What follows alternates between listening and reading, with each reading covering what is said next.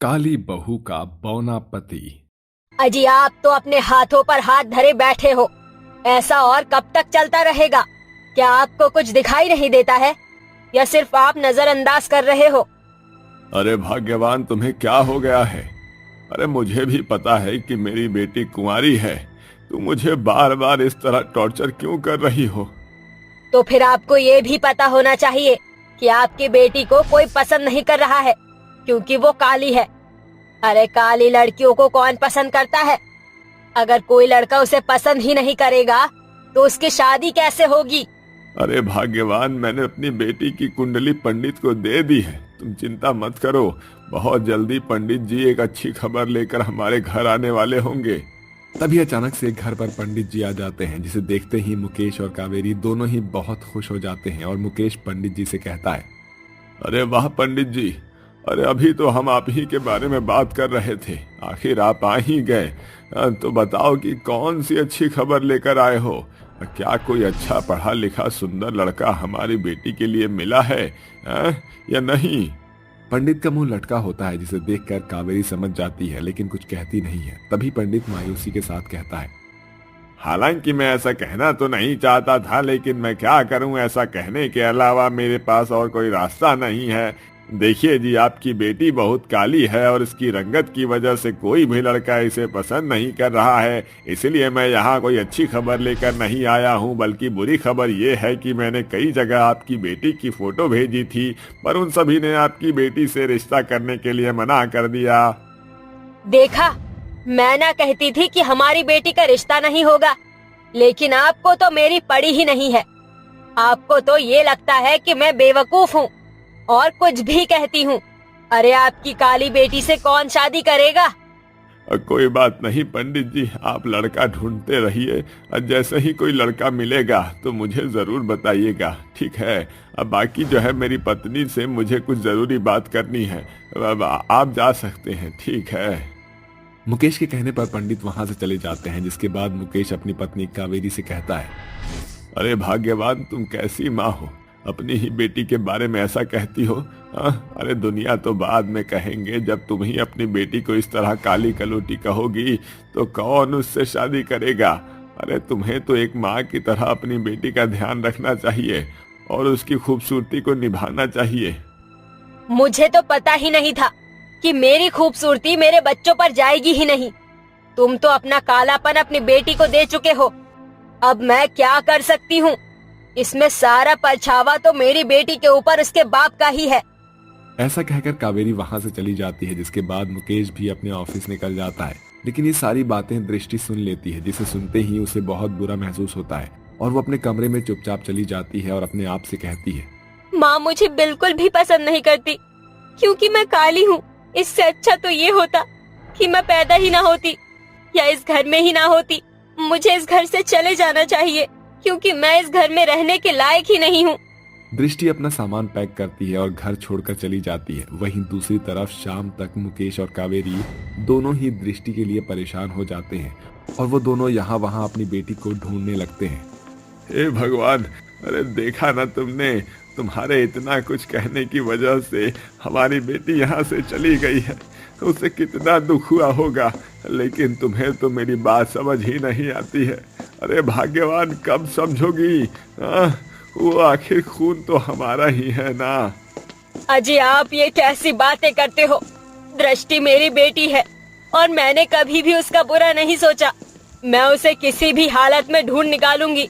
मैं बस चाहती हूँ कि उसकी एक अच्छे घर में शादी हो जाए, जो कि हो नहीं पा रही है। आप तो जानते हो ना, उसकी शादी का कितना बड़ा सपना है मेरे लिए। कावेरी को रोता हुआ देखकर मुकेश उसे संभालने की कोशिश करता है। देखते ही देखते कुछ दिन निकल जाते हैं और दृष्टि का कुछ भी पता नहीं चल पाता। एक दिन अचानक से मुकेश के घर का दरवाजा बजता है, जिसके चलते मुकेश दरवाजा खोलने के लिए जाता है। पता नहीं कौन आ गया है इस वक्त। अरे जरा देखो तो सही कौन है। जैसे ही मुकेश दरवाजा खोलता है, उसके सामने उसकी बेटी दृष्टि खड़ी होती है और वो भी शादी के जोड़े में। लेकिन उसका पति बहुत बौना होता है, जिसे देखते ही मुकेश हैरान रह जाता है और अपनी बेटी से पूछता है, अरे बेटी, कहाँ चली गई थी तुम? तुम्हें हमने कहाँ कहाँ नहीं ढूंढा। ऐसा तुमने क्यों किया बेटा? अरे जरा मुझे बताओ तो सही, आखिर तुमने घर छोड़कर जाने का फैसला क्यों लिया? और ये बौना आदमी कौन है बेटा? एक तो जब से मैं पैदा हुई हूँ कोई मेरा दोस्त नहीं बना। मेरे काले रंग की वजह से आप लोग इतने परेशान थे कि मुझसे देखा नहीं जा रहा था। हमेशा मेरे लिए लड़का ढूंढते रहते थे और कोई लड़का मुझे पसंद नहीं करता था। मैं अंदर से मर चुकी थी और मैं आप लोगों को और परेशानी में नहीं देखना चाहती थी, इसलिए मैं घर छोड़कर चली गई और फिर मैंने इनसे शादी कर ली। इनसे मिलिए, ये मेरे पति है, इनका नाम बलवंत सिंह है। मुकेश ये सुनकर रोने लगता है और अपनी बेटी और अपने बौने दामाद को घर के अंदर ले आता है, जिसके बाद वो अपनी बेटी से कहता है, लेकिन बेटी ये बौना आदमी तुम्हें मिला कहाँ से? मुझे माफ करना, ये बलवंत नाम का लड़का मतलब तुम्हें मिला कहाँ से? जब मैं घर छोड़कर बाहर निकली तो मुझे बहुत अच्छे लोग मिले और बहुत बुरे लोग मिले जिन्होंने मेरे साथ बहुत बुरा बर्ताव किया। मैं रोती हुई एक पेड़ के नीचे जाकर बैठ गई थी, तब मुझे वहाँ पर ये भी रोते हुए मिले। प्रिया तुम मुझे छोड़कर चली गई, मैं तुम्हारे सिवा किसी और से प्यार नहीं करता, वापस लौट आओ प्रिया, वापस लौट आओ, मैं तुमसे बहुत प्यार करता हूँ और मैं तुमसे शादी करना चाहता हूँ। क्या हुआ? तुम रो क्यों रहे हो? और ये लड़की कौन है? क्या ये तुम्हें छोड़कर चली गई है जिसके लिए तुम ऐसे रो रहे हो? हाँ तुमने सही कहा, मैं एक लड़की से बहुत प्यार करता था और वो मेरे साथ 5 साल से थी, लेकिन शादी के वक्त वो मुझे छोड़कर चली गई। उसने मुझसे शादी नहीं की और उसने मुझसे कहा कि मैं बहुत बौना हूँ। एक बात बताओ, क्या बौना होना कोई बुरी बात है? अरे नहीं, कोई बुरी बात नहीं है। हमारे समाज के लोग ही ऐसे हैं जो काले रंग वालों को भी अपने आप से दूर रखते हैं और वो उन लोगों को भी अपने आप से दूर रखते हैं जो मेरी तरह काले होते हैं। आज तुम्हारे अंदर एक कमी है जिसके चलते तुम्हारी गर्लफ्रेंड ने तुम्हें ठुकरा दिया और मेरे अंदर ये कमी है कि मैं रंगत से बहुत काली हूँ। तुम्हें भी समाज ने ठुकराया है और मुझे भी। क्या तुम मुझसे शादी करना चाहोगी? तुम बहुत समझदार लगती हो और दिल की भी साफ हो। मुझे कोई ऐसी ही लड़की चाहिए थी जो मुझे समझ सके और तुम मुझे बहुत अच्छे से समझ सकती हो। क्या तुम सच में मुझसे शादी करना चाहते हो? हाँ मैं सच में तुमसे शादी करना चाहता हूँ। क्या तुम मुझसे शादी करने के लिए तैयार हो? उस दिन के बाद फिर हम दोनों ने एक दूसरे से शादी कर ली और फिर हनीमून के लिए बाहर चले गए। फिर हमने सोचा कि हमें वापस आकर मिलना चाहिए। आज अगर मैं घर से ना भागती तो मुझे इतना अच्छा जीवन साथी ना मिलता। मेरी बेटी तुम खुश हो, मेरे लिए इतना ही काफी है। इंसान जैसा भी हो, बस दिल का साफ होना चाहिए बेटा। मुकेश इतना कह ही रहा होता है कि तभी कावेरी अपने आंसुओं को पोंछते हुए अपनी बेटी दृष्टि के पास आती है और उसे गले से लगा लेती है, जिसके बाद वो अपनी बेटी से कहती है, तुमने बहुत अच्छा किया बेटी, और तुमने बहुत अच्छा जीवन साथी चुना है। मैं चाहती हूँ कि तुम हमेशा जिंदगी में खुश ही रहो और मेरे बुरे बर्ताव के लिए मुझे माफ कर देना। अरे माँ, आपको मुझसे माफी मांगने की कोई जरूरत नहीं है। आप मेरी माँ हो, आप मुझे कुछ भी कह सकती हो। मुझे आपकी किसी भी बात का बुरा नहीं लगता। उस दिन के बाद से दृष्टि अपने माता पिता का आशीर्वाद लेकर अपने पति बलवंत के साथ खुशी खुशी रहने लगती है। अब उसे दुनिया से कोई ताने नहीं सुनने पड़ते। ललिता की बेटी अंजना को बहुत तेज बुखार हो रहा होता है। ललिता अंजना के सर पर पानी की पट्टी रखकर उसके बुखार को कम करने की कोशिश करती है, लेकिन इतनी मेहनत के बाद भी उसकी बेटी का बुखार उतरता नहीं है, जिसके चलते वो बहुत परेशान हो जाती है। हे भगवान, मैं क्या करूं? मेरी बेटी को इतना तेज बुखार है और मेरे पास इतने पैसे भी नहीं है कि मैं अपनी बेटी के लिए दवाई लेकर आ सकूं। ललिता को अपनी बेटी की हालत देखकर बहुत अफसोस होता है और उसे कुछ समझ नहीं आता। तभी उसका बेटा राजू बारिश में भीगता हुआ उसके पास आता है और उसे कुछ पैसे देकर कहता है, अरे माँ, परेशान होने की जरूरत नहीं है, ये लो मैं पैसे लेकर आया हूँ, जाओ और दीदी के लिए दवाई लेकर आओ। ललिता तुरंत पैसे लेकर अपनी बेटी की दवाई लेने चली जाती है, जिसके बाद वो दवाई लेकर अपनी बेटी को देती है और उसका बुखार धीरे धीरे कम होना शुरू हो जाता है। ललिता अपने बेटे राजू से कहती है, अरे बेटा, आखिर तेरे पास इतने सारे पैसे आए कहाँ से? तू ये पैसे कहाँ से लेकर आया है? कहीं तूने कोई चोरी तो नहीं की? देख, जो भी है मुझे सच सच बता दे, मैं कुछ भी झूठ नहीं सुनना चाहती। अरे माँ, ऐसा कुछ नहीं है, आप गलत समझ रही हो। मैंने रिक्शा चलाने का काम शुरू किया है। मुझे किराए पर एक आदमी ने रिक्शा दिया था और फिर मैंने उसे चलाया। कुछ लोग मेरे रिक्शे की सवारी करने लगे, उन्होंने मुझे पैसे भी दिए। बस ये पैसे वही है, आपका बेटा कोई गलत काम करके नहीं आया है। ये सुनते ही ललिता की आंखों में आंसू आ जाते हैं और वो अपने बेटे को गले से लगा लेती है, जिसके बाद वो बचे हुए पैसों से घर का राशन ले आती है। अरे बेटा, आज अगर तुमने समय से पैसे नहीं लाकर दिए होते तो पता नहीं तुम्हारी बहन का क्या होता। भगवान का शुक्र है कि उसने तुम्हें मेरा बेटा बनाकर इस दुनिया में भेजा। तुम्हारे जैसा अच्छा बेटा और अंजना सी प्यारी बेटी बहुत नसीब वालों को मिलती है। अरे माँ, परेशान क्यों होती हो? आपके बेटा और बेटी दोनों हमेशा आपका साथ देंगे और कभी भी पीछे नहीं हटेंगे। देखना, हमारी किस्मत चमकेगी और सब कुछ ठीक हो जाएगा। बस हमें भगवान के ऊपर भरोसा रखना चाहिए। अपनी बेटी अंजना की बात सुनकर ललिता की आंखों में आंसू आ जाते हैं, जिसके बाद वो अपनी बेटी और अपने बेटे को गले से लगा लेती है। जिसके बाद अब अंजना भी अपने भाई राजू के साथ रिक्शा चलाना शुरू कर देती है ताकि वो ज्यादा से ज्यादा पैसे कमा सके। लेकिन हर रोज उन्हें अलग अलग प्रकार की सवारियां मिला करती थी। कुछ लोग तो बहुत अच्छे होते थे, वहीं कुछ लोग बहुत ही चिड़चिड़े होते थे जो उन्हें बहुत सी बातें सुनाया करते थे। एक बार उनके रिक्शे में एक औरत और एक आदमी बैठ जाते हैं। अरे बेटा, जरा रिक्शा को जल्दी जल्दी चला लो, और कितना देर लगाओगे? अरे हमें हमारे घर तक पहुंचना है। अरे अंडे से अभी निकले नहीं और देखो रिक्शा चलाना शुरू कर दिया। अरे बेशरम, थोड़ा सा पढ़ लो तो तुम्हारा क्या चला जाएगा। पढ़ाई लिखाई करना तो जैसे उनकी नसीब में है ही ना। तुम्हारी माँ आखिर करती क्या है? क्या वो तुम्हें पढ़ना लिखना नहीं सिखाना चाहती?